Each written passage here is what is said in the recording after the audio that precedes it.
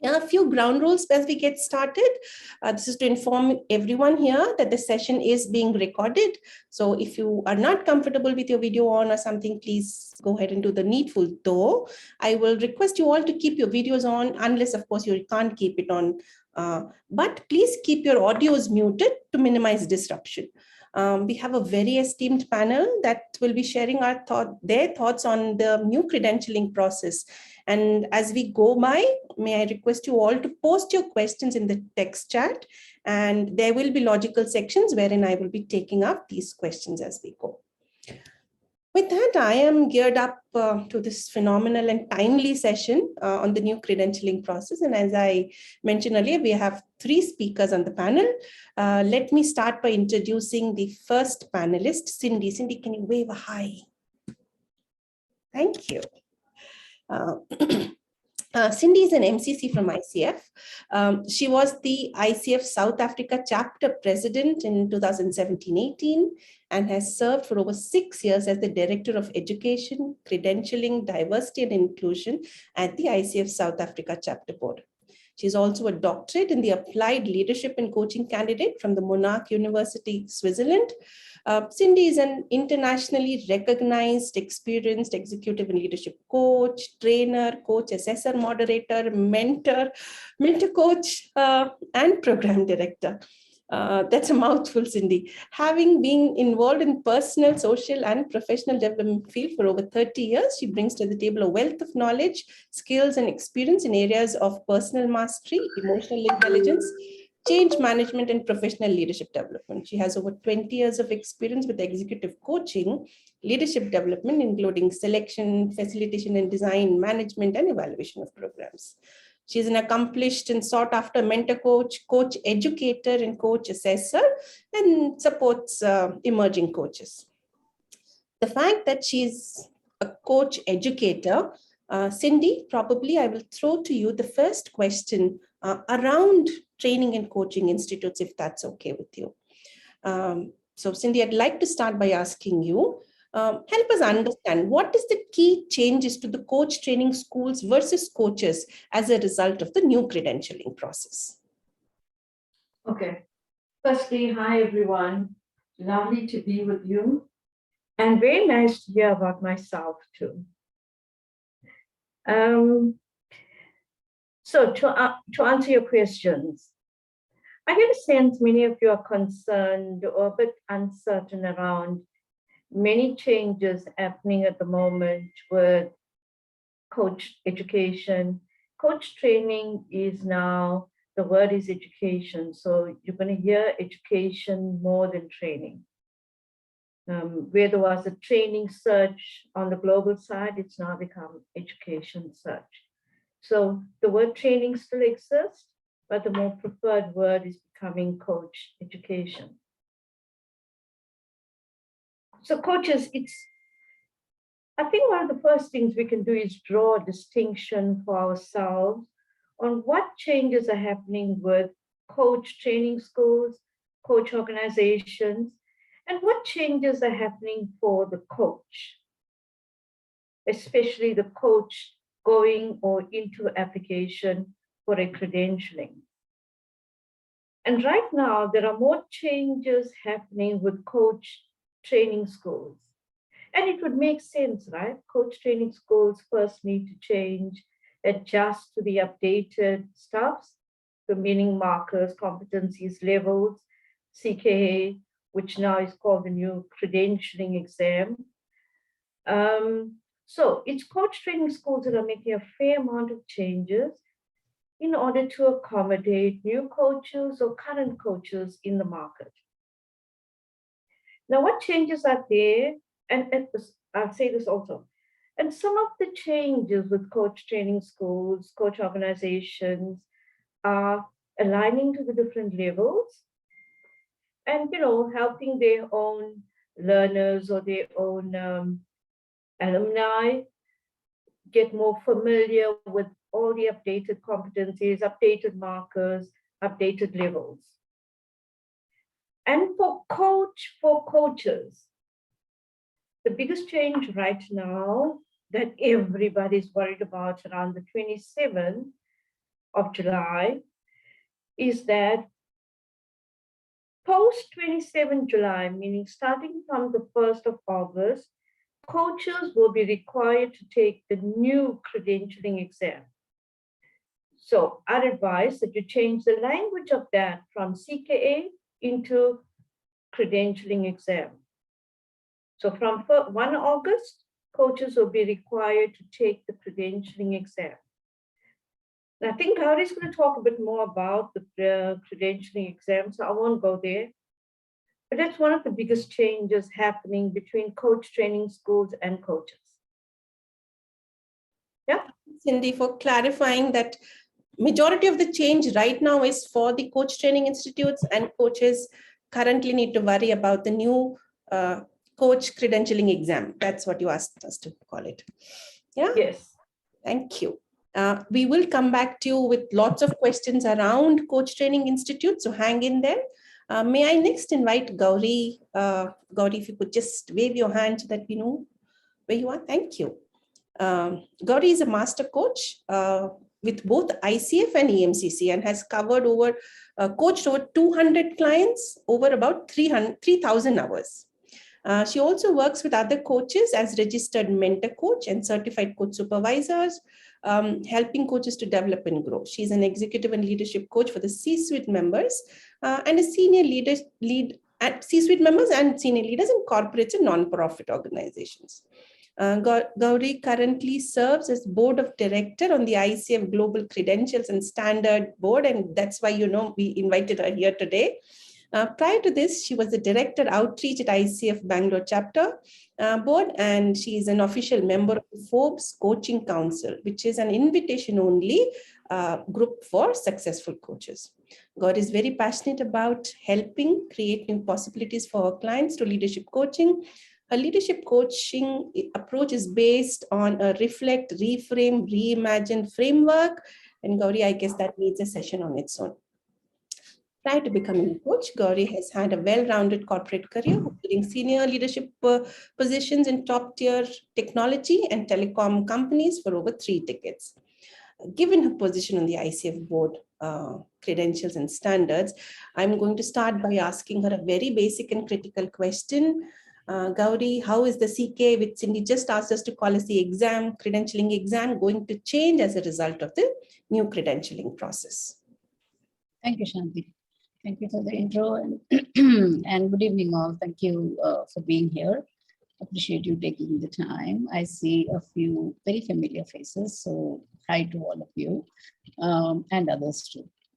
So coming to the CKA or the new credentialing exam as it is called, there are a few elements which are going to change. One is how you take it, right?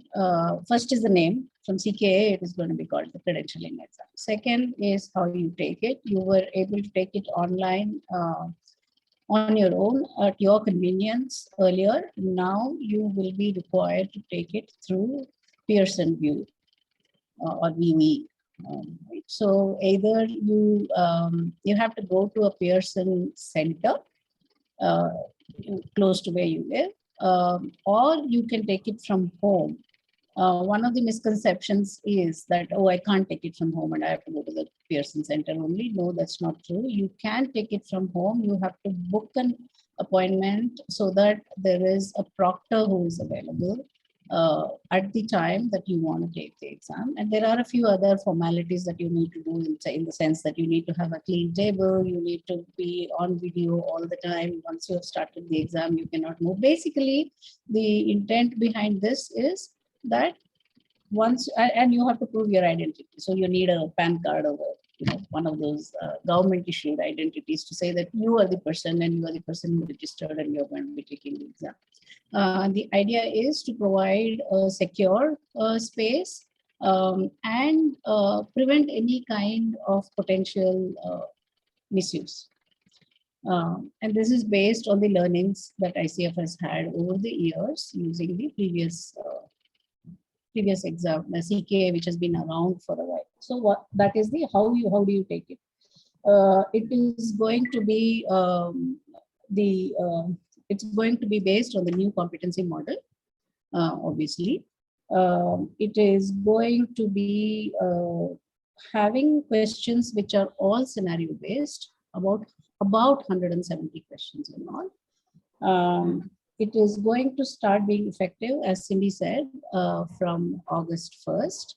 So any application that goes in from August 1st onwards, you will be on the new credentialing exam model.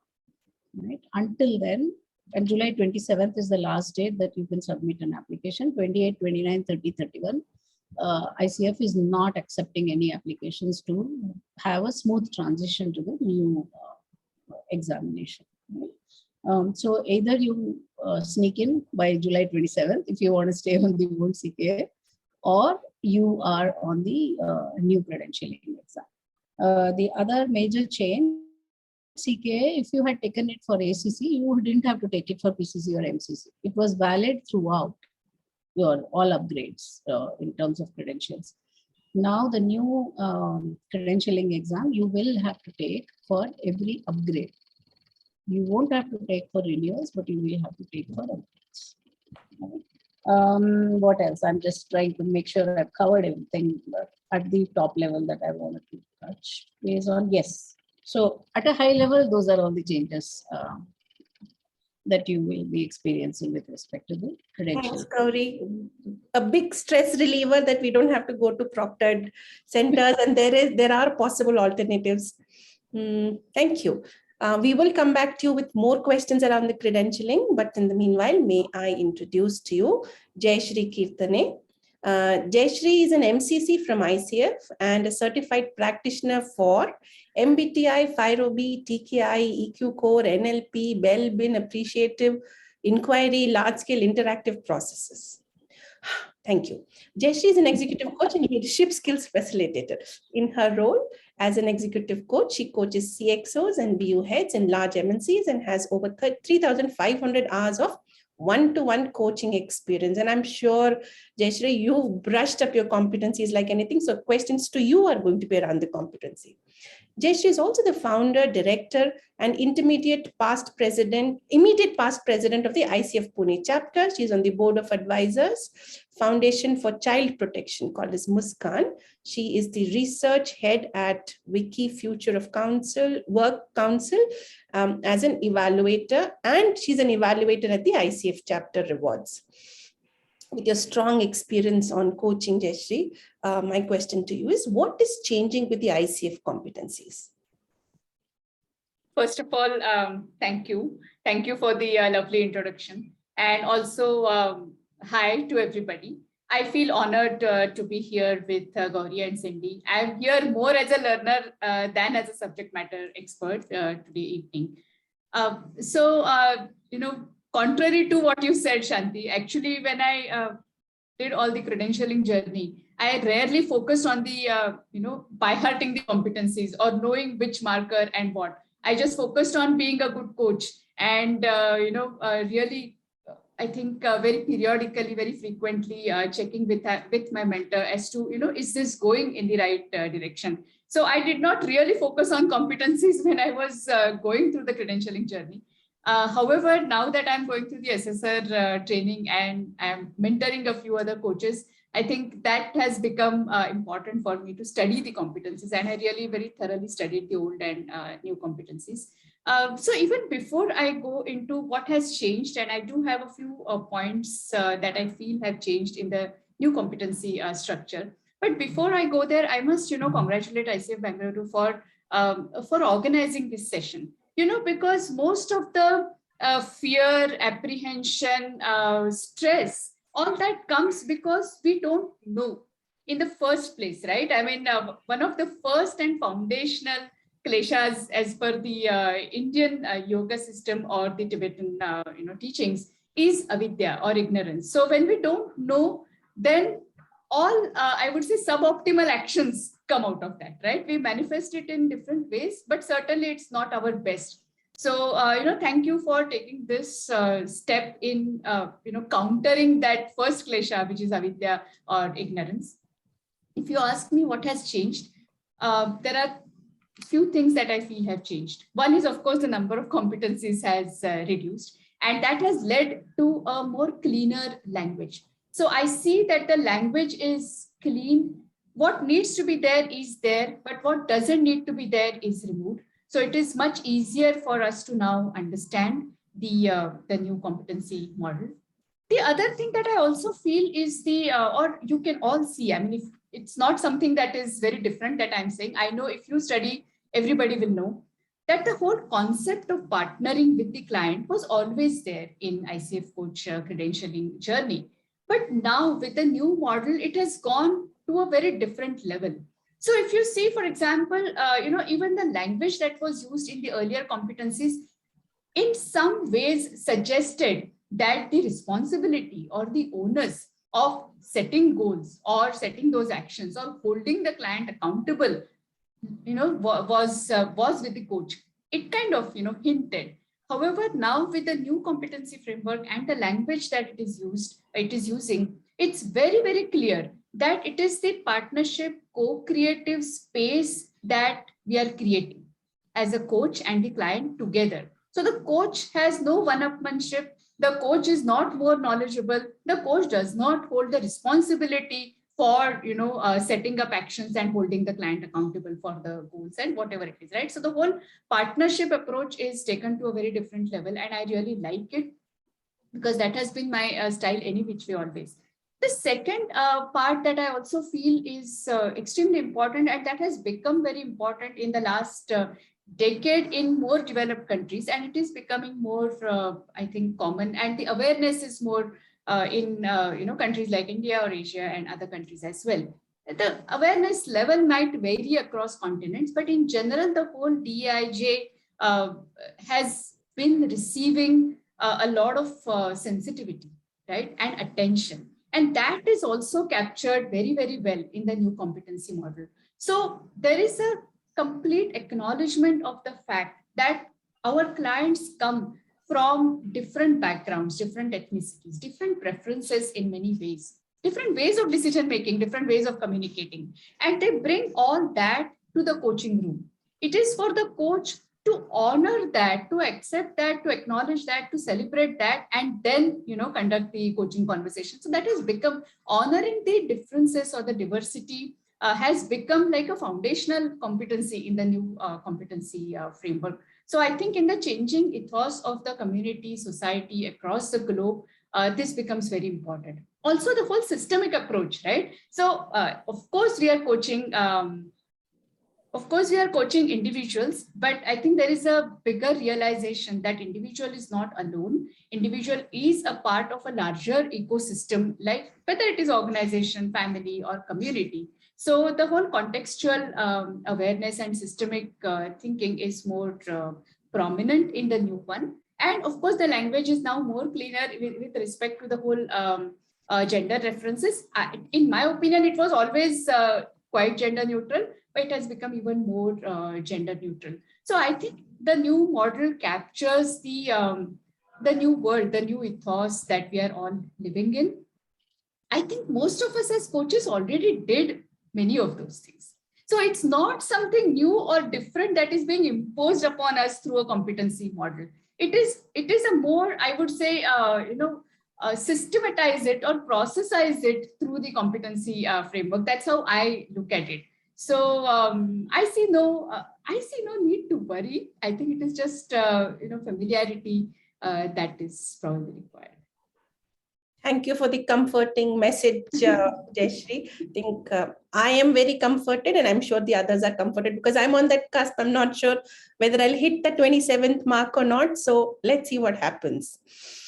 So Cindy, I'm going to circle back to you with a couple of questions that we received around coach training institutes. And you will see me have a couple of questions. I'll read them out together because they're very related. Yeah.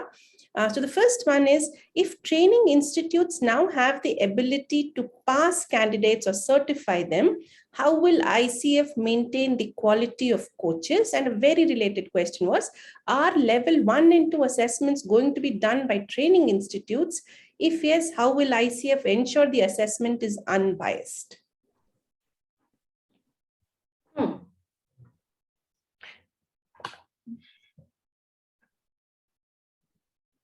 Okay, where do I start that question? Coaches, ICF has always had a very high standard of maintaining credentialing processes, but before you go to credentialing, in your coach training, meaning if you were doing the ACTP program, I'm sure many of you know how much of compliance you had in that program, in the way you did recordings, in the way you did your homework, in the way you were taught coach training or coach education.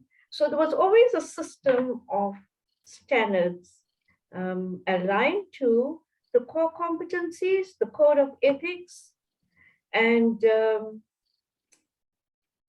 something else. Code of ethics, core competency. What's the other thing, Gowri? I'll come back to it. 3 pieces there. So there was always this I standard. If you're concerned, our ICF will maintain it when internal organizations are doing credentialing processes, meaning the coach training school is now evaluating coaches on level 1. Remember, it was always done at ACTP level, meaning in the new, what we're now calling level 2, it was already done, right? There was already criteria in place for the coach going through the ACTP and being internally evaluated. So this process now of doing it also for level 1, ICF has a list of criteria that coach training and coach education has to comply with. So it is still of the highest level. Don't be too worried about that. The coach training school has to comply. Coach training schools are now in process of meeting all that compliance as they apply to ICF for levels 1, 2, and 3 training. So, rest assured that your training provider was doing level 1, 2, and 3 with you will meet those high standards. If you are in doubt, ask questions to your training provider. Ask questions. How are we aligned? What does the evaluation process look like? Ask a few, and then do some comparison and some notes for yourself, and be comfortable with what you're getting. And also another checklist for you. Go to the ICF website regularly. Look at what are the requirements for level 1? What are the requirements for level 2? Copy those notes down or write it down or something. So when you're talking to a coach training school, you can tick it off and say, now I'm happy with compliance or what this coach training school is offering to me. It's your money. It's you want to get the best training for yourself. You ask the right questions and you give yourself the best chance for coach training. Thanks, Cindy. I think that clarifies. I'm sure the coach training institutes are working towards, building that capability, and we are in safe hands. The next couple of questions again to you, Cindy, are, I am currently training in the ACSTH path. Will I need a bridge course to get up to speed with the new levels of assessment? Very related is, will I be forced to go into ACTP path because of level 1 and 2? The answer right now is no. And before this webinar, I checked it out on the ICF website. I'm going to put that link there for you in a few minutes. That question is asked, and that question is answered with a no, not yet. Coach training does not expire. If you've done training, it does not expire. ACSTH remains as it is according to what ICF has answered on the website. So there's no reason to worry about that right now. It doesn't look like it's going to expire or you need to do any bridging. However, having said that, some coaches prefer to do a bridge. It's a preference. They would think, my first 60 hours was ACSTH. For my next 60 hours or 65 hours, I'd like to go into an ACTP program. And that learner can now approach an ACTP provider and they can do a bridge program to get into that program. So if you're worried about ICF, it has not changed as yet. Nothing's changed there with your ACSDA. If you're a coach who prefers something different, then do your homework around that. But it's a preference for coach, not for ICF saying, I'm going to bring the ruler down on you for something like that. Okay? Yeah, this is actually more empowering for the coaches. Thank you. The question is, what changes for MCCs? Is that to me? Yeah, that's to you, Cindy. What changes for MCC? Right now, there is no change. There's a beautiful document that ICF released a few weeks ago, bars based on behavioral standards of how the coach shows up when the coach is coaching at mastery level. Jayashree spoke quite a bit about that. So what is now available is this document called MCC Minimum Standard Requirements, so minimum skill requirements, skills required for MCC. There's a new document, which I'll also put the link on for you, for ACCs. ACCs minimum skill requirement. How does ACCs need to show up with their clients when they're coaching to be competent at that particular level, credentialing level, right? So the changes for MCC is, as Gowri mentioned, your credentialing exam come 1st of August. And there's some additional information given to you on that minimum, the new minimum skill level. That document is on the ICF website. So you have, a guideline now when you're preparing. There was always that guideline, it's just been updated. On the level 3, the level 3 is not fully implemented as yet to coaches, but it is in coach training schools are in application to ICF for level 3 education, meaning level 3 training for MCCs. How this is designed, for level 2, you need 125 hours, your PCC level. Level 3 is a 75-hour and above training program that gets you more competent at mastery skill level. Now you'll see many coach training programs that are advertising level 3. They would write their level 3 aligned, meaning they're in application and they are applying and aligning all the material for level 3 for MCC to a level 3 requirement that ICF set out. So you may see these words. Again, coaches, your training that you already did, if you got 200 hours, it's not, don't worry that it's going to become non-valid or you're going to do something, it won't be counted anymore. It's counted. Remember, MCC is a portfolio application. Training does not expire. You can rest assured your training will be counted. Thank you, Cindy. That's very empowering. One last question to you before I move to Gowri.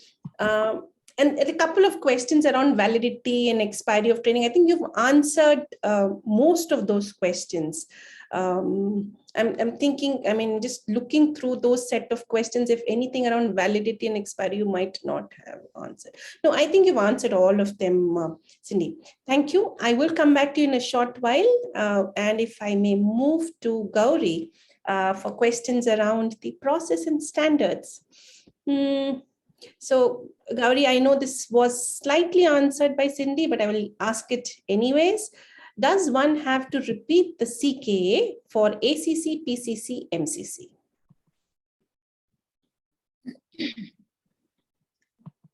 So there is no repetition of CKA ever. The new credentialing exam will have to be taken for every upgrade or a new application that you make. So, for example, if you are now applying for an ACC after 1st of August, then you will be taking the new credentialing exam. After a few whatever time and you want to apply for a PCC, earlier when it was the CKA world, you did not have to take it. Now with the new credentialing exam world, you will have to take it. The same way, when you apply for an upgrade to an MCC, you will need to take the credentialing exam again.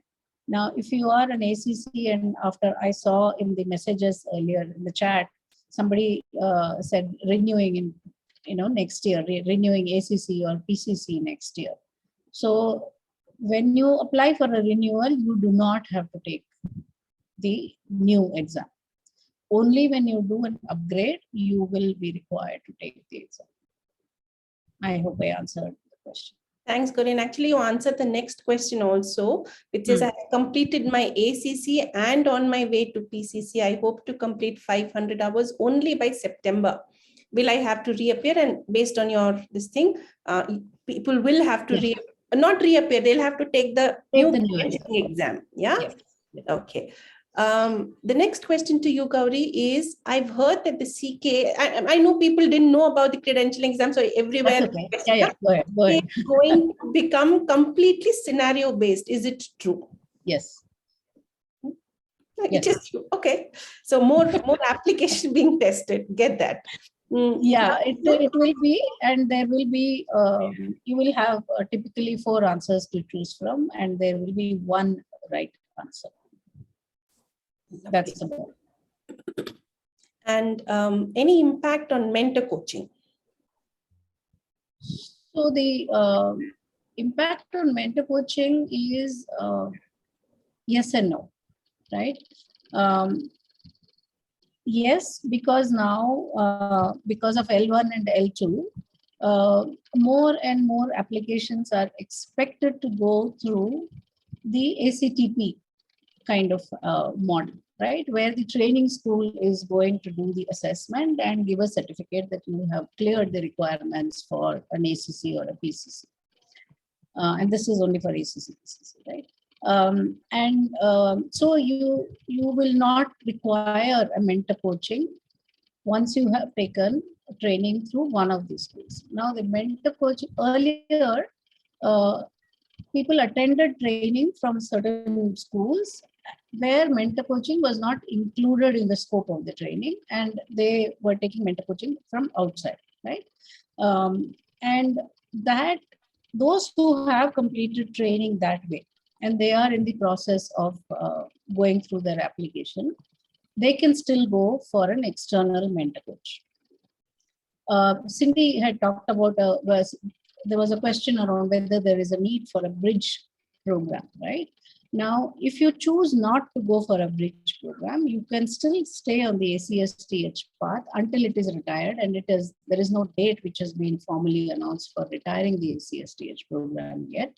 So any training that you have taken in the ACSTH model, you can approach a qualified mentor, and you can take your 10 hours of mentor coaching and continue to apply through the ACSTH program. There is no change. The only change, of course, would be that because the competency model would be shifted to the new one, the mentor coaching would be against the new competency model, as against the earlier 11 competency-based one. It would become the 8 competency-based one. So that would be the change. Thanks, Gowri. Thank you so much. We will come back to you in a short while I have a couple of questions to Jayashree around coaching competencies. So one question is, I was trained using the old competencies, but will be applying for PCC later this calendar year. Will I be assessed using the old or the new competencies? Answer is you will be assessed using the new competencies. Short and crisp. While the training is not invalid, but the assessment will be uniform. Correct me if I'm wrong. Yeah. Yeah. Before I open the floor for questions where people can put up their hands and ask, and I know the questions in the chat have been responded by the panelists already. We will open it up for questions.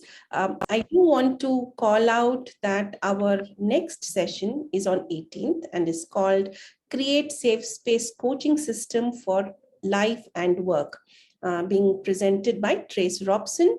I will put the link to the registration in the text chat as we speak. But before I open it out for questions,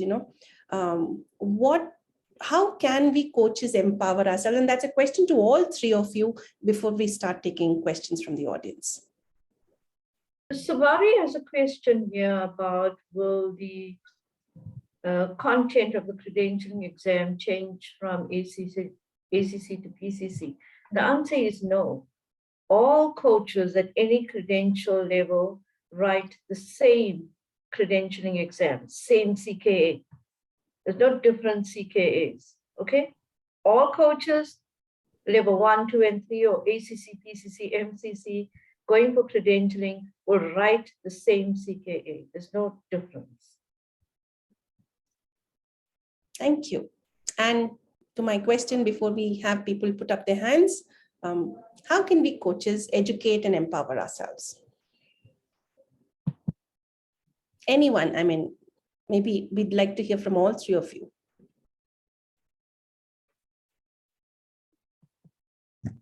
Okay, let me quickly provide one. I've just posted a link,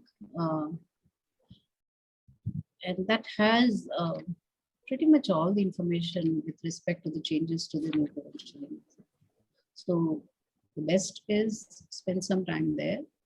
And if you still have some specific questions, you can reach out to us, or you can directly send a request to support at ICF, right? And they're generally quite responsive, and they would be happy to provide any kind of clarification if you have some specific questions or a specific, a unique situation that you want to clarify for. For example, somebody had reached out to me last week, where they are preparing for an application, and they have certain 40 hours of training or something, which was done a while back, 4 or 5 years back.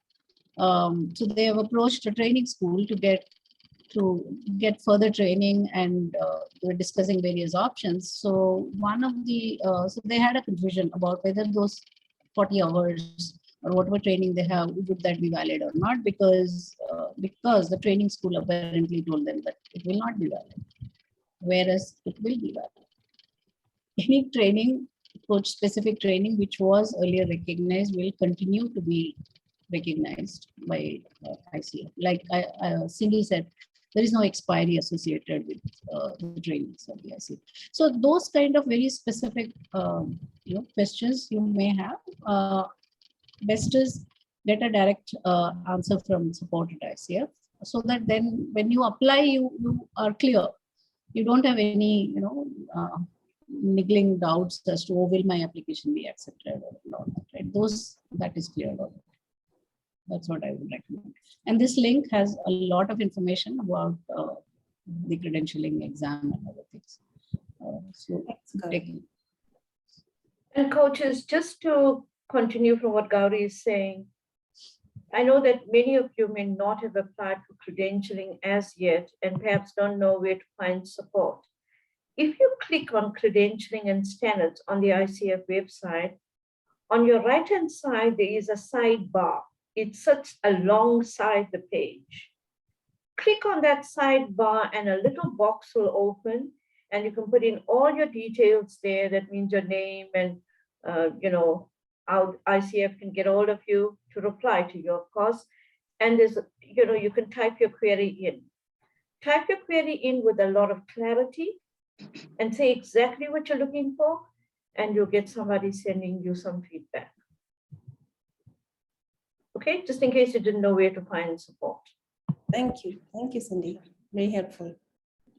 Yeah, Now thanks. we are open for questions. Jayashree, you're adding something, please do. Oh yeah. Oh no, I just wanted to add a few things. One is, maybe just one thing. I think one is, probably all of you have already been doing that, but focus more on the being and holding the space rather than doing. So for example, you don't have powerful questioning as a competency anymore, right? So there is no need to have that list of 30, 50 questions, which seem very powerful and so on. I think it is just about, evoking awareness. So once again, so it is more being than doing, being comfortable with silence, working on ourselves, even more now will become more important.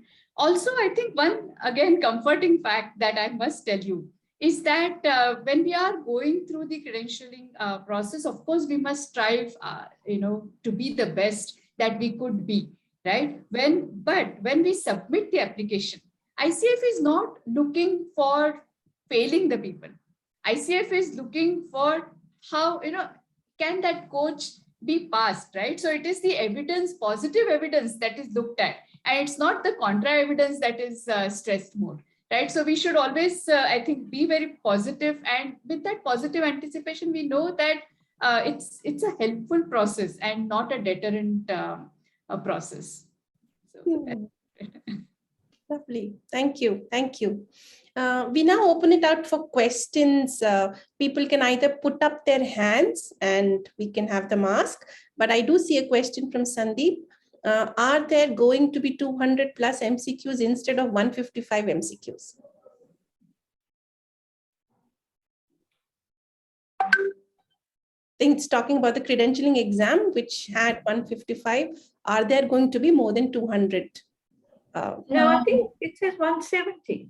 Yeah, around 170. Yeah. There's not an around exact 170. number, but around 170. Yes. Thank you.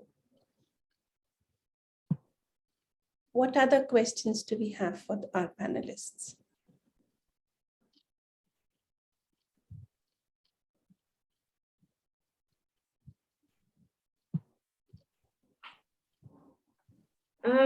I'll just go through the Sure, chat box Johnny. and see.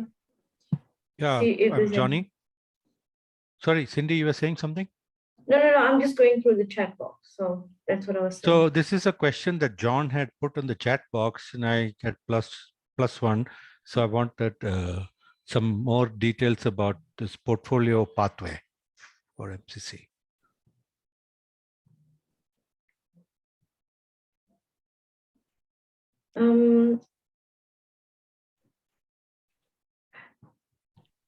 The MCC pathway was always portfolio pathway, meaning you can use your ACSTH, your ACTP, and you've got to check on this, right?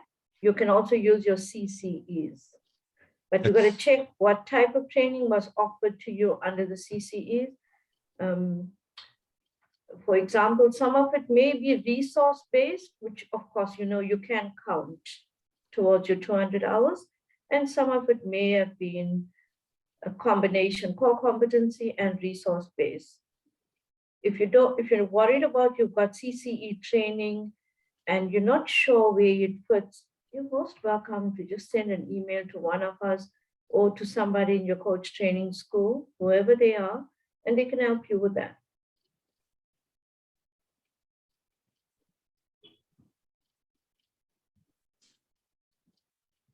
CCEs are still valid for coach training? Yes. According to the website, yes. I'm going to find that question and answer page in a minute. But according to them, yes, CCE is still valid. ICF is asking the coach to check whether the CCEs were indeed core competency based or they were more advanced, resource development based. Yeah, so you've got to check in on that. Not all CCEs are core competency based.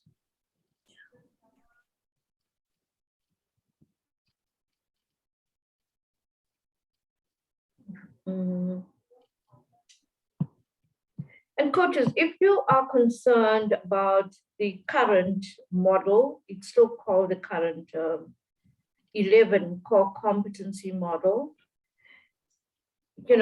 and are you doing enough work or transitioning enough to the updated one? Jayashree spoke in length about the difference. It's the updated one is a, how can I call it? In that 11 core competencies, there were many repetitions and language use that was similar from one competency to another. So what it is a system that's more succinct. There's a bit of flow to where competencies fall or markers fall. It's just shortened down into 11. And when we, just in case you didn't know this, when the updates were done, it was based on evidence, coach evidence, meaning how is the coach interacting and coaching their clients from around the world. So coaches were selected from around the world. 1,300 took part in that survey or study. And they were asked questions around how they are coaching their clients around the world. Based on that evidence, a research company, Hambro, picked up the commonalities of words that was now showing up as new, like context, culture, systemic, all are now in the new or in the updated ones. And these commonalities of words that was not there was now included, including a bigger focus on the ethics of coaching, confidentiality. So that's the updated core competencies. It raised the question, what is relevant in our current times that was missing from the older model? And what ICF found was that the old model that was done 25 years ago was still very solid. There was just some things updated that needed to be done.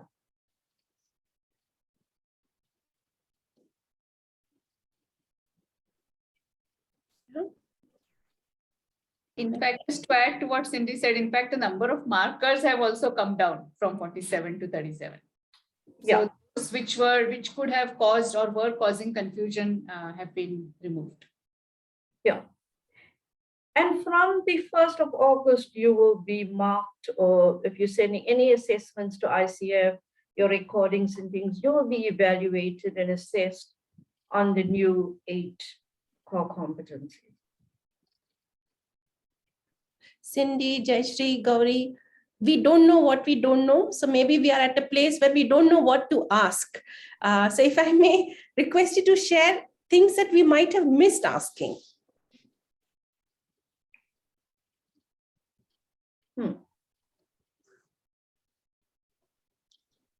I think there's a lot of coaches sitting with some questions that they're wondering whether they should ask or not. Just drop your guard, ask your questions. Yeah. Neha, this is an open space. Let us talk. Drop your guard and ask your questions. Thanks for that, Cindy. The reason I'm wondering if this is the right space to ask this question is because it's very specific to me. So it may or may not add value to all the coaches present. So if you say, I will just go ahead and frame my question. Yes, go ahead. Okay, great. So I have approximately 110 hours of coach training, properly recognized, and maybe about 700 to 800 hours of coaching hours over the years. However, I just never applied for ACC, and the hours, etc., got accumulated, and I'd like to go for PCC directly. So I've been considering the portfolio path for a long time. So with about 10 hours short, is it making my life very complex to take the portfolio path?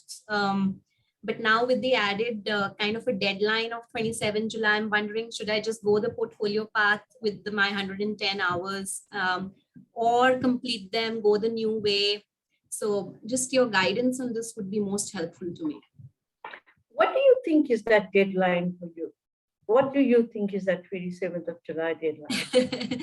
No, so for me, Cindy, in any case, even without the 27th July piece, I've been considering going the portfolio path. So I think my question more is around whether is portfolio path more complex? Should I make the effort of accumulating the remaining 10 and go this other route? I think that's really what my question is. Okay. So you could do your portfolio path, because I'm sure you considered it and played around with all your training hours. So you could do that few more hours of training and go your portfolio path. Here's what the difference would be for you. Whereas in an ACSTH, in an ACTP training, that your training that you received was aligned to core competency. And core competencies were taught, or was very much a part of all the content you learned. Yeah? Yeah. For the CCE training or the non-ICF accredited training, what it means for you is that you're going to go through a longer application process. Your application is really long now, because what you're going to be doing is doing that work yourself, meaning this is the content I learned. What competency is applicable here? Then you'll go write that down. I did competency 1 year, the ethics of coaching. Or there was the agreement, so competency 3 showed up here. That's what you're going to be doing. It's a longer application. It's not unachievable or difficult. It just takes time. Right. Okay? So if I was you, and if you think you're capable of doing that piece of extra work, go early into it and give yourself a few days to do that. All right, Cindy. Thank you. That's helpful. About that.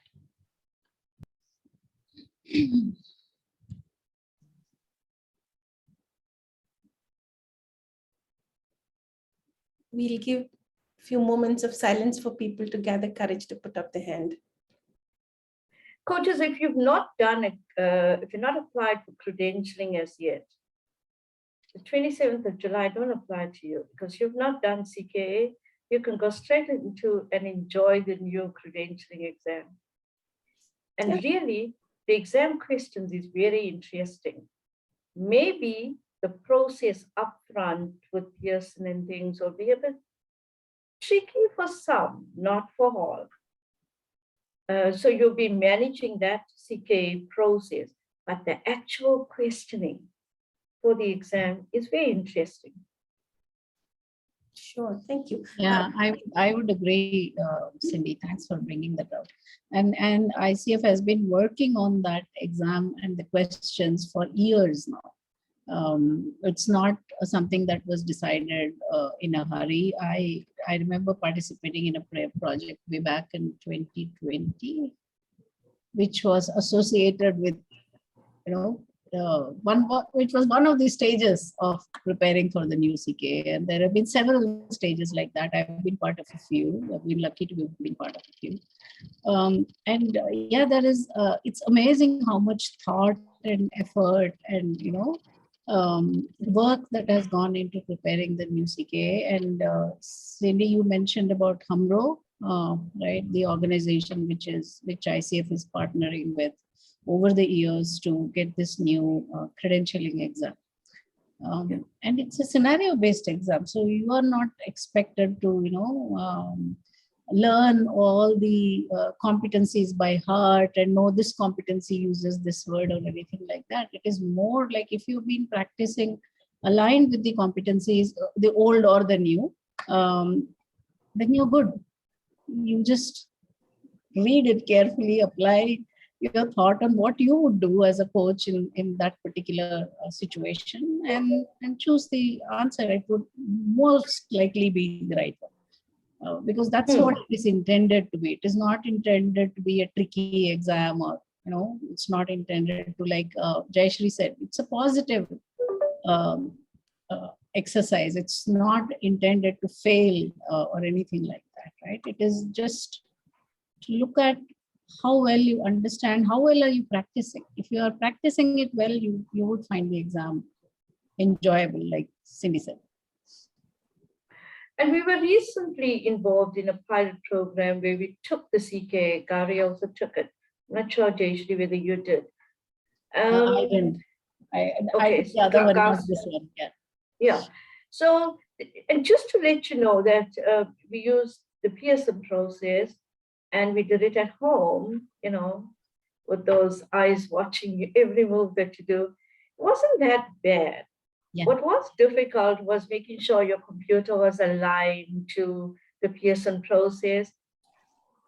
But it's not difficult. It's very well processed, very well thought about, meaning Pearson will tell you, do this now, do this next, do this next. Like somebody is holding your hand through that process. Yes. And you can't go to the next step if you haven't got the one right. So, you can be assured that you'll be well managed throughout the process. And when the CKA starts, you can forget about everything else because it's really interesting. Thank you. We have a question from Vijay. Vijay, do you want to unmute and ask? Hey, thanks, Shanti. And I think it's been answered. So sorry, I should have lowered my hand. No, it was not so much a question. It was sort of, because the last invitation was about talking about things Cindy said, right? Just don't hold back, put it out there. So it was about saying, I've been hearing from a lot of coaches, a little bit of this fear of the unknown, right? And this, like, oh, we're getting to the new CK, so everyone wants to rush and sort of get this done before the deadline kicks in. But I was just wondering as to where that fear was coming from, right? What makes us believe that the new CK is going to be like an unknown creature or something that is going to be harder? So, but I think Gowri and Cindy prompted that and gave their perspective. So yeah, I mean, I think we should look forward to the new CK. And lovely thought, Vijay. When Cindy, Jayashree, Gowri and we were talking about how to go about the session, we were looking at the questions. I think one thing that was very evident was it is the fear of the unknown. I think the session has done a great job of, educating us, busting some myths and, making it clearer and simple for all of us. And hopefully a lot of us are going to be far more relaxed now. So I was actually very disappointed that I cannot take the exam. I'd asked Carrie, who was the VP of the CSS, to set it up for me, and because I will only go for renewal, right? So I will never have to take unless I let my credential expire and then apply for a new one, in which case I learn to take. Maybe I'll do that just for the heck of it. The exam. I see your enthusiasm. Yeah. What else, people? Yeah, we have applause.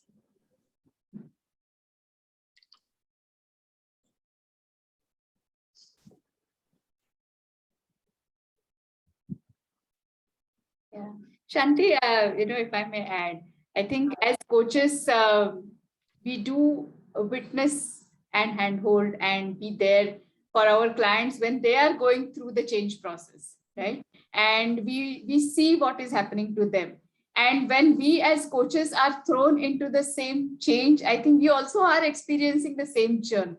So in some ways, I think it is building humility, at least for me, right? I mean, we are no different from our clients. When change is in the offing, it does make us also uncomfortable. So I think this experience is also going to help us empathize and be more sensitive, even more sensitive with our clients when they're going through the journey. Lovely perspective, Jayashree. I think it's easier to tell others that be with the change. Change is inevitable. It'll happen and flow with it. Yeah, good food for thought and reflection. People, last call for questions. If there are no questions, we might just say a big thank you to our three panelists and wrap up. We'll give it 30 seconds in case you've got questions. Still put up your hand. You've got applause. Okay, I take that as a no. And I'm sure Jayashree, Cindy, Gowri, this has been a great session. I have gotten lots of clarity, doubts cleared, misconceptions cleared, and feel far more comfortable in, wading through and, not hurry up with my hours and get to, before the 27th July deadline and, try to make things happen. So I'm in a great place. Thank you for that. And I'm hoping a lot of us are in the same place. Thank you, people. Thanks, everyone. And huge thanks to the panelists. Sushma, thank you for constantly being my support throughout the session. You've been great. Thanks, everyone. Thank you, everyone. Have a great evening. Thanks, Shanti. Thank you. Bye-bye. Thanks. Bye. Bye. Bye. Bye.